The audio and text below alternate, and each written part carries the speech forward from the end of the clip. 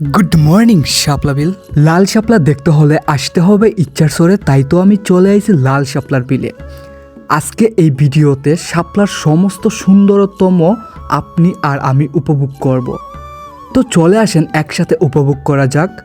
Hello guys, আমি Pallab and welcome to my blog Shapla Beel. আর আমাদের এই সুনামগঞ্জের সুন্দরতম জায়গার মধ্যে সুনামগঞ্জেরই একটি জায়গা, যেখানে এটাকে বলা হয় শাপলার রাজ্য। আর এটি অবস্থিত হয়েছে আহমদাবাদ ইচ্ছারচর।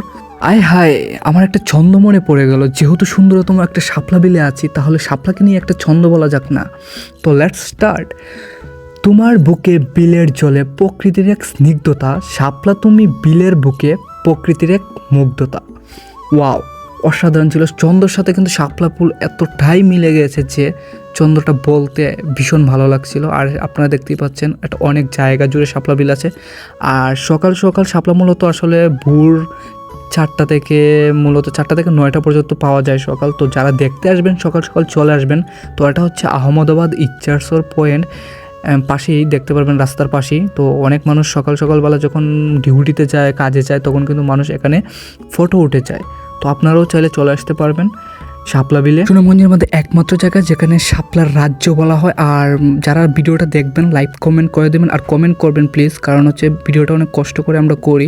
কমেন্ট করলে আমাদের উৎসাহ জাগে ভিডিওটা করতে। ভুল ত্রুটি থাকলে বলবেন, পরবর্তী ব্লগে ঠিক করে নেব। ধন্যবাদ সবাইকে, থ্যাংক ইউ সো মাচ।